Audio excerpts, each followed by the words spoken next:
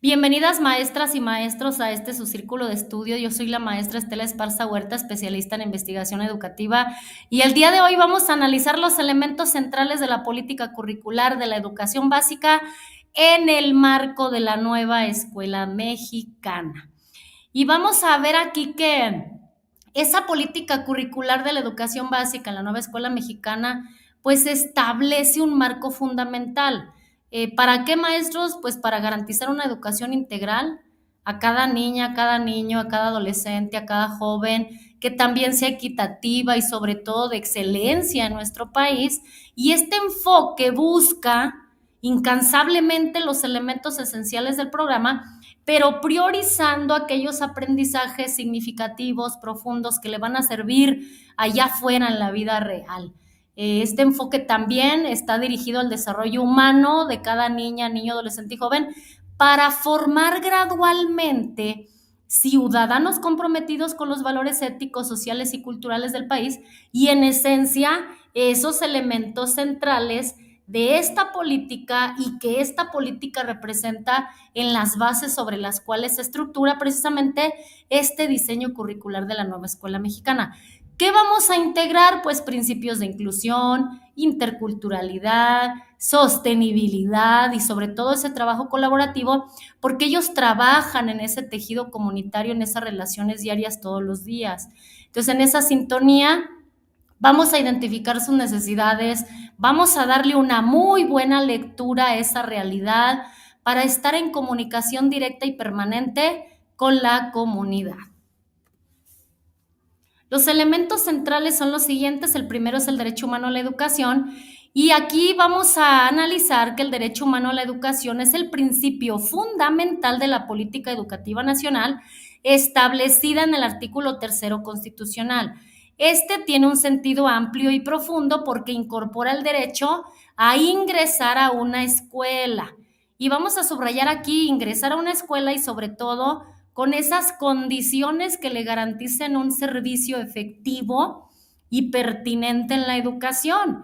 Hablamos de la infraestructura, de esas relaciones pedagógicas que realiza el maestro con materiales adecuados para el aprendizaje, para el juego, para las relaciones pedagógicas y el docente o el trabajo del docente colegiado, sobre todo en escuelas en las que acuden los grupos más vulnerables de la sociedad.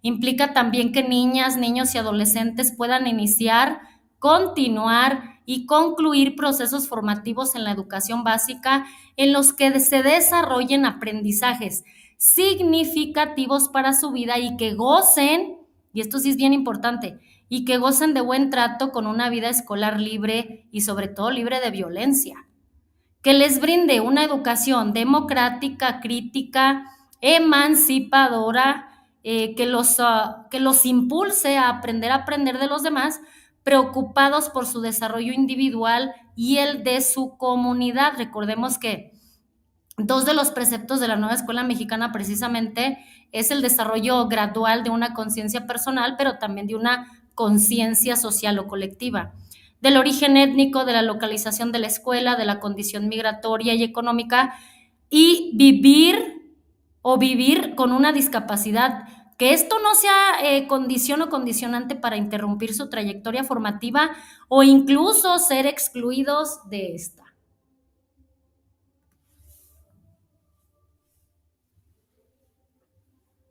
Lo anterior significa, maestros, tener como interés superior a las niñas y niños y adolescentes y hacer efectivo precisamente sus derechos. Y esos derechos los vemos en la Ley General de los Derechos de las Niñas, Niños y Adolescentes, en ese marco de los 20 derechos a la vida, a la paz, a la supervivencia, al desarrollo, a vivir en familia, la identidad, la igualdad sustantiva, vivir en condiciones de bienestar y a un sano desarrollo integral, a la protección de la salud, a la seguridad social, a la inclusión en condiciones de discapacidad, al esparcimiento, al descanso, a la libertad de convicciones éticas, de pensamiento, de conciencia, de religión y cultura, a la libertad de expresión y de acceso a la información, a la intimidad, a la asociación y a la reunión, a la seguridad jurídica y al debido proceso, la protección en condiciones de migración y al acceso a las tecnologías de la información y la comunicación.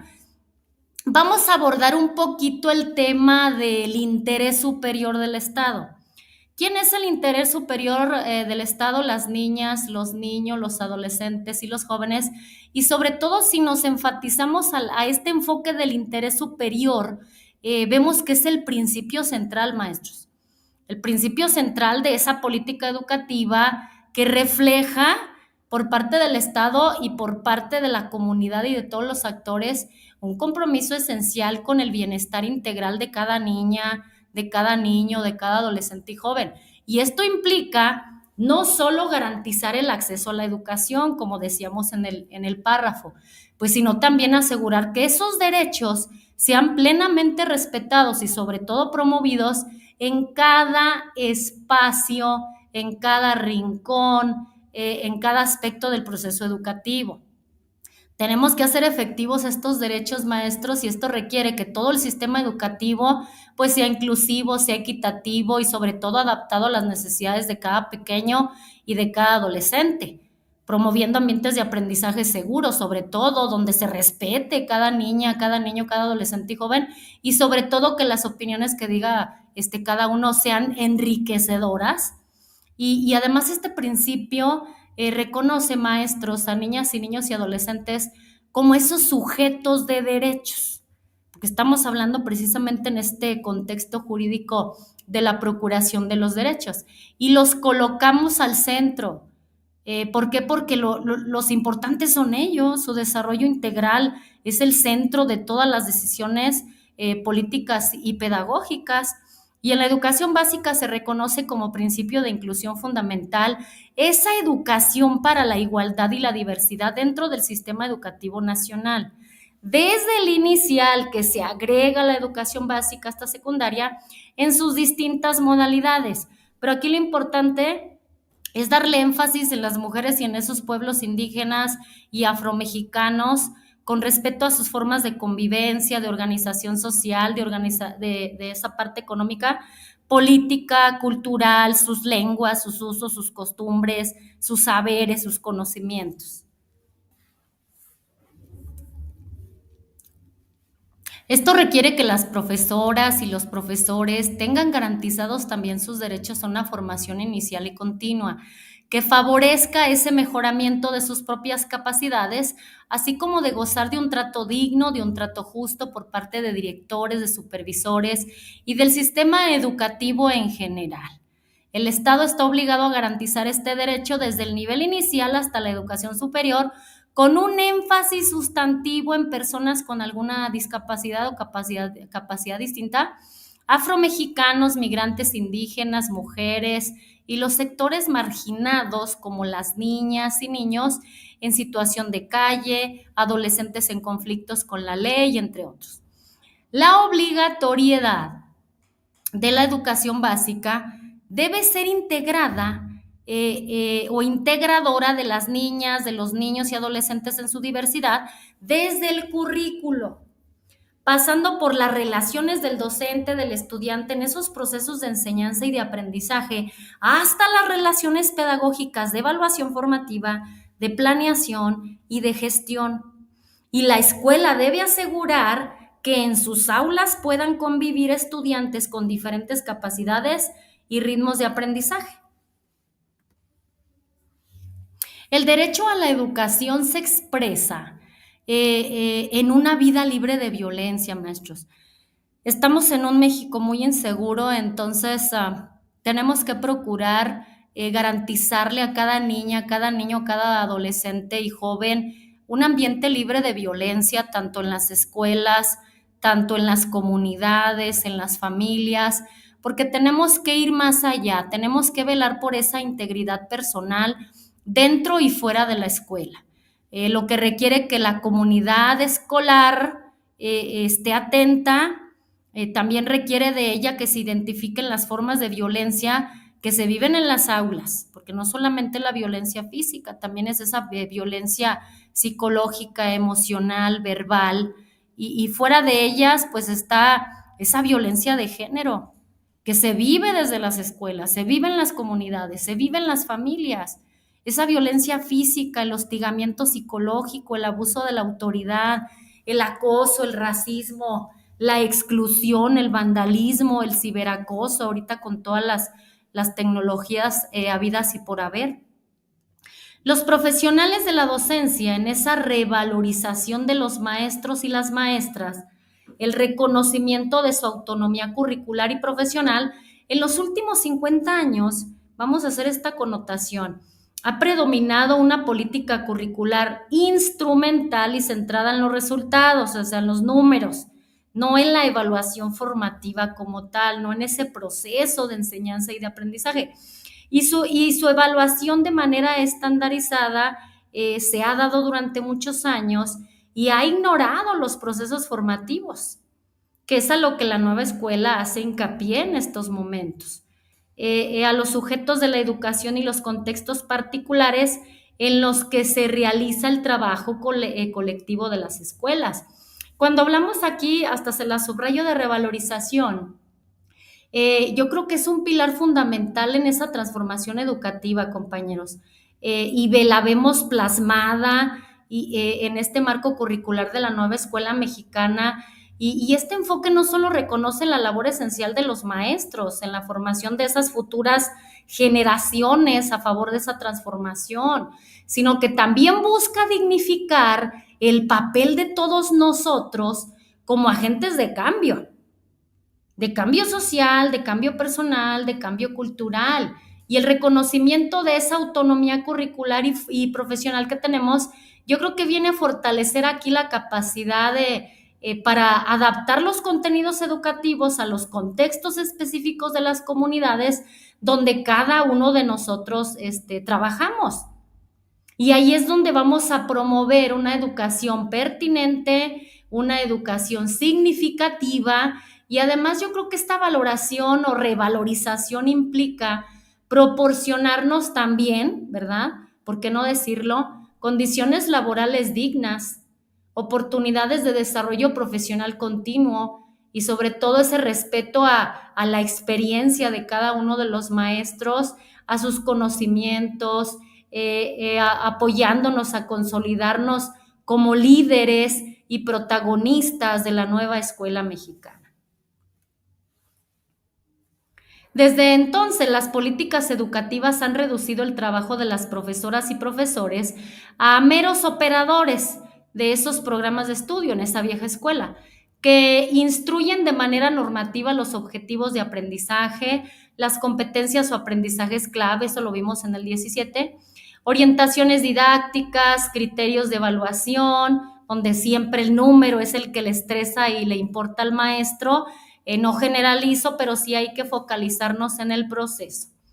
Y la bibliografía que debe seguir el maestro de manera homogénea y obligatoria en todas las escuelas del país, sin considerar la diversidad formativa, cultural, étnica y de género, así como las características particulares del territorio en las que trabaja, su condición social, económica y familiar, su salud y aspiraciones de estos.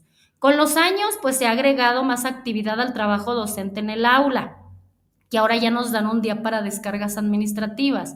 Ahora nos debemos preocupar por las reuniones de consejo técnico, que así se llamaban anteriormente, ahora ya son nuestras grandes comunidades de aprendizaje en las que socializamos precisamente temas como temas relevantes de la gestión de la escuela, de nuestra planificación, de creación de ambientes de aprendizaje realmente profundos, críticos, inclusivos, donde realmente estamos aterrizando la evaluación formativa en esas 5 cajas de herramientas y estamos identificando realmente en qué consiste esta evaluación, como dice Ángel Díaz Barriga. Céntrate en los procesos y los resultados se van a dar por añadidura, pero hay que poner el dedo sobre la llaga en los procesos. En este sentido, maestros, el maestro o cada uno de nosotros tenemos una tarea ardua, lo diría yo, porque somos agentes transformadores. Somos guías en el aprendizaje y sobre todo en ese aprendizaje integral de cada niña, niño, adolescente y joven. Y aparte de eso, fomentamos valores. Valores como la inclusión, podemos hablar del respeto, solidaridad y tantos otros. Y nuestro papel va más allá de la enseñanza de contenidos, como lo hemos dicho anteriormente en otros círculos de estudio, porque debemos promover el pensamiento crítico, que ya en su momento le voy a dar le voy a dar foco, le voy a dar puntuación a este tema porque es muy importante. Y precisamente en esta autonomía profesional tenemos esa oportunidad de innovar nuestra práctica, de socializar nuestros conocimientos con otros compañeros, otros con nosotros, crear realmente esas comunidades de aprendizaje en las que en esos espacios se va a construir precisamente las plataformas, las bases y el proceso a seguir como colectivo unificado precisamente de la nueva escuela mexicana. ¿Con qué fin? Pues con el fin de buscar el bienestar individual de cada pequeño, de cada adolescente, pero también ese bienestar social y cultural de un país. La gran tarea de las maestras y los maestros de educación básica es decidir las posibilidades, y aquí yo veo, bueno, establezco una analogía con un abanico, ¿verdad? Múltiples posibilidades de educación, emancipación de un pensamiento y transformación de las realidades de los procesos educativos. Sus saberes y experiencias les permiten decidir todos los días el sentido que le va a dar a los contenidos, o sea, que tengan un aterrizaje real, significativo. ¿Cómo se pueden alcanzar estas posibilidades educativas desde ese saber didáctico? ¿En qué espacios y tiempos se puede desarrollar? La labor de los maestros y las maestras de educación básica es fundamental, como lo dice el párrafo, compañeros. Y aquí vamos a definir precisamente el rumbo de la educación cada día que vamos a nuestras aulas y sobre todo ese impacto transformador en la sociedad. Nuestra capacidad para interpretar, adaptar y sobre todo contextualizar esos contenidos curriculares no solamente va a enriquecer los procesos de aprendizaje, sino que también promueve de manera gradual, como lo hemos dicho anteriormente, esa emancipación y desarrollo crítico que deben tener cada niña, niño, adolescente y joven. ¿Por qué? Porque al decidir cotidianamente el sentido de los contenidos, pues nosotros como maestros hacemos uso de nuestra experiencia, de nuestro saber didáctico para conectar ese conocimiento con la realidad de cada pequeño, con la realidad de cada joven. Y este rol destaca su poder de incidir directamente en esa construcción mágica, como yo lo digo de manera consecutiva, de una sociedad más justa, más equitativa, más consciente. Y no lo veamos como algo utópico, porque sinceramente se va a materializar la nueva escuela mexicana en una realidad. Y la autonomía docente se entiende como el ejercicio crítico que practican las maestras y los maestros en los procesos educativos, en diálogo constante con las y los estudiantes, para decidir los alcances y limitaciones de sus acciones pedagógicas dentro y fuera de la escuela. Y fíjense aquí, maestros, su autonomía le permite una lectura permanente de la realidad. O sea, la lectura no solamente se lee al inicio del ciclo escolar, la lectura es permanente durante todo el ciclo porque siempre hay cambios.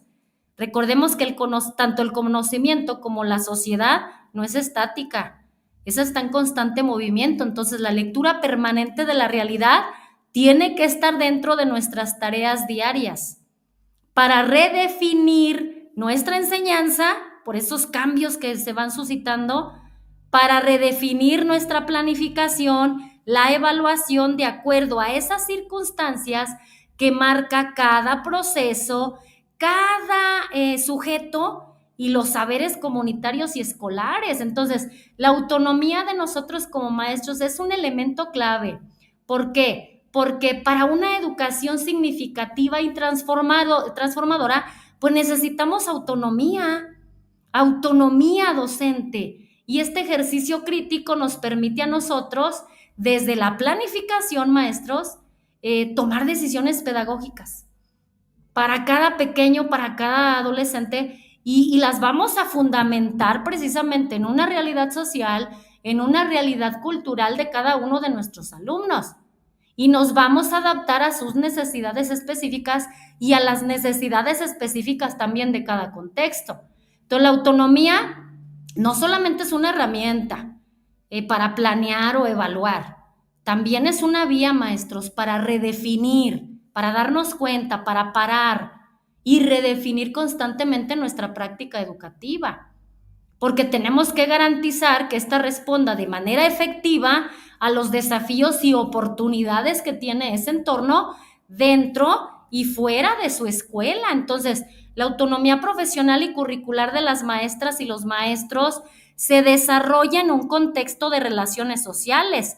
Por lo mismo, se define en función del compromiso y la interacción que tienen con la escuela y con la comunidad, y es fundamental que las maestras y los maestros dispongamos, participemos en esa creación de puentes institucionales, organizativos y curriculares para construir con nuestros estudiantes vínculos pedagógicos con la comunidad, comprender las necesidades y demandas de esta, especialmente a través de ese vínculo que son las familias.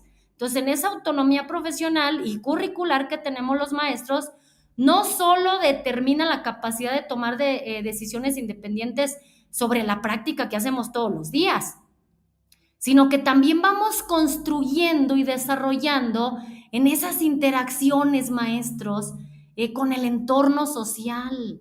Y esto significa que necesitamos estar comprometidos con la escuela y con la comunidad para poder entender esas necesidades, esas demandas que nos está exhortando la comunidad, las familias, las niñas, los niños, y también tenemos que participar activamente en la creación de esos puentes.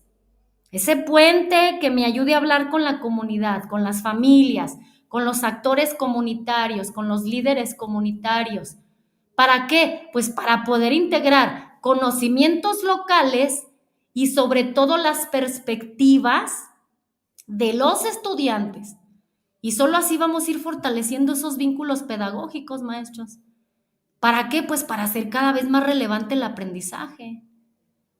Y en este ejercicio de autonomía es bien interesante también puntualizar ese lazo, ese puente comunitario, y vamos tomando decisiones pedagógicas, maestros, y consideremos realmente en esas planeaciones de esas metodologías activas o sociocríticas que nos brindan los campos formativos, tener ese compromiso por tomar de la mano a los actores sociales, esos saberes comunitarios, incluyamos a las familias, al crear esas redes donde todos colaboremos y que esos puentes, maestros, me lleven a la realidad comunitaria, me lleven a lo que de verdad vive cada niño, cada adolescente, porque solo así vamos a generar desde nuestras planificaciones prácticas educativas más significativas. Vamos a facilitar mejor un aprendizaje, pues que responda a esas demandas de allá afuera,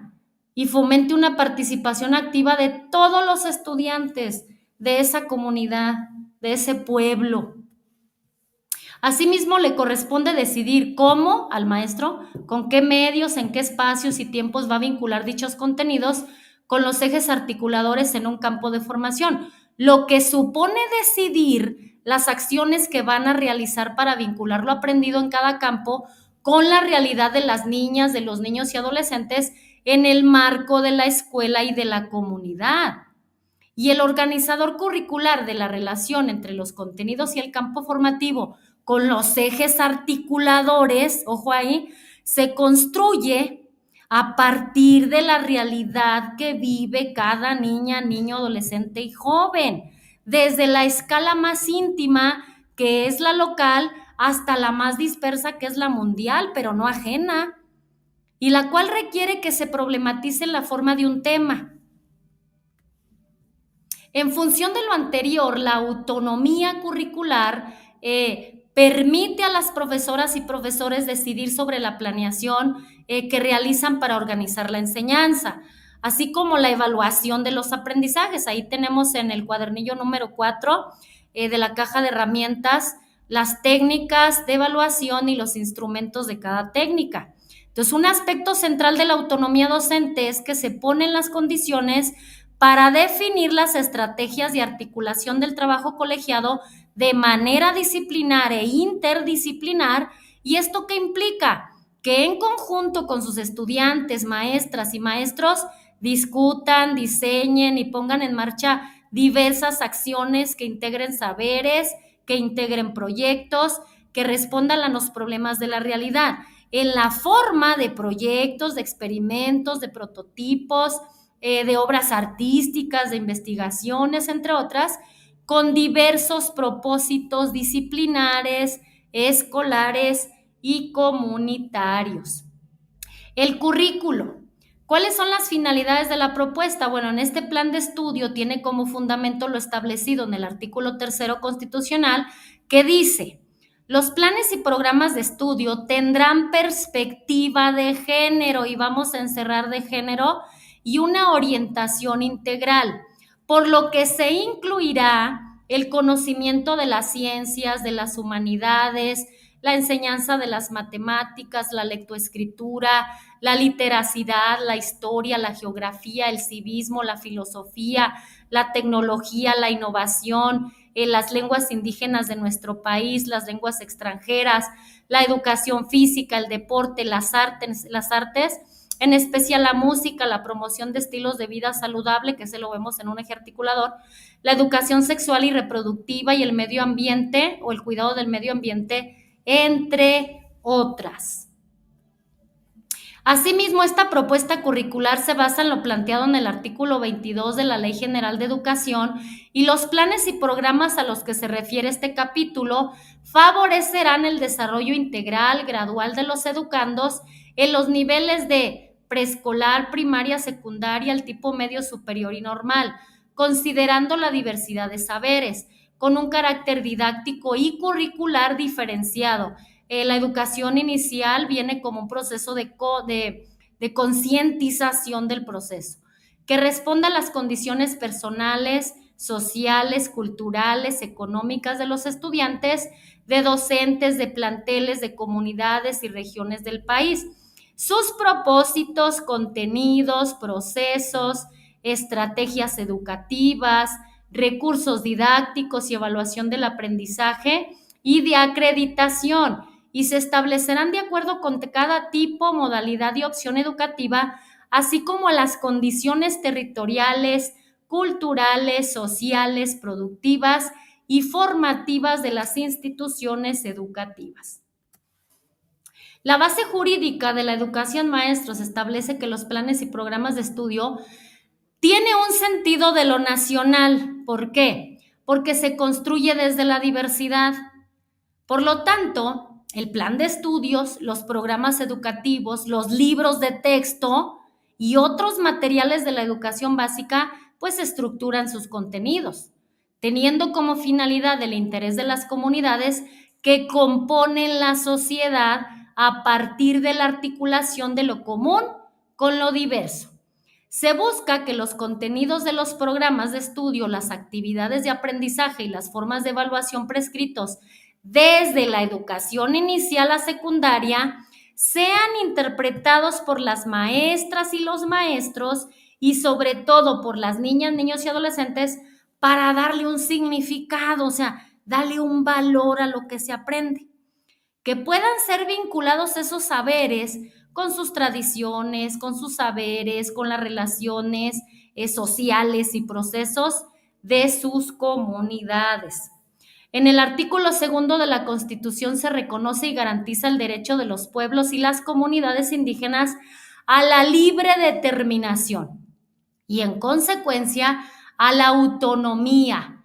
¿Para qué? Para preservar, enriquecer sus lenguas, conocimientos y todos los elementos que constituyan su cultura e identidad, garantizar e incrementar los niveles de escolaridad, favoreciendo la educación bilingüe e intercultural, la alfabetización, la conclusión de la educación básica, la capacitación productiva y a la educación media superior y superior. Asimismo, reconoce a los pueblos y comunidades afromexicanas, cualquiera que sea su autodenominación, como parte de la composición pluricultural y plurilingüe de la nación, con la que más de 7.3 millones de personas, o sea, que representa el 6% de la población total, hablan 68 lenguas indígenas, maestros, y 364 variantes lingüísticas.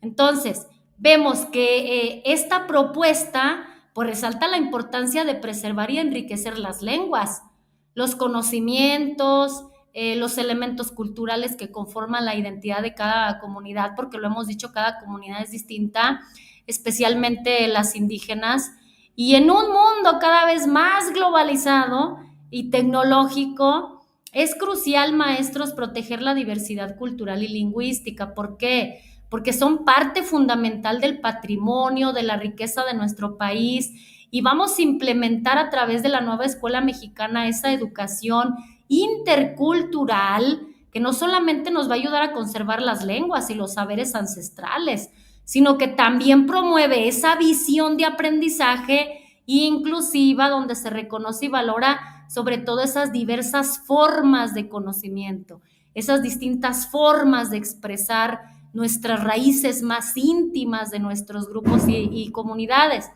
Además, pues garantizamos, ¿verdad?, de elevar sus niveles de escolaridad.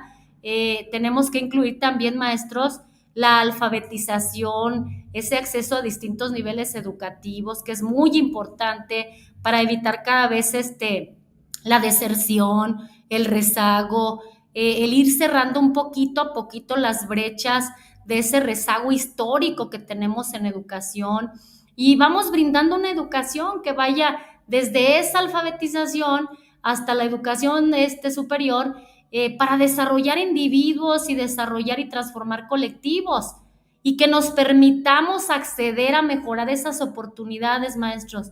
Yo siempre he dicho que tenemos en nuestras manos a 20, 25, 15 personitas, pero son, al final de cuentas, son su vida. Entonces, permitámonos incidir de manera productiva, de manera positiva, de manera incluyente, para valorar realmente su identidad como persona, su identidad cultural y comunitaria, para transformarla desde las aulas. El plan de estudios de la educación básica. En este apartado se presentan los elementos que fundamentan a la propuesta en cuanto a la noción de aprendizaje y de comunidad como pilares que sustentan la estructura formal del currículum. En este sentido, pues el perfil de egreso advierte los rasgos de identidad de las infancias y de las juventudes, pero aquí vemos 10 rasgos en lo que es el perfil de egreso, que lo veremos en su momento, y que cursan este tramo educativo. Estarán en todas las condiciones de desarrollar, a partir de los contenidos propuestos en los programas sintéticos, de acuerdo a cada fase y sobre todo a cada grado.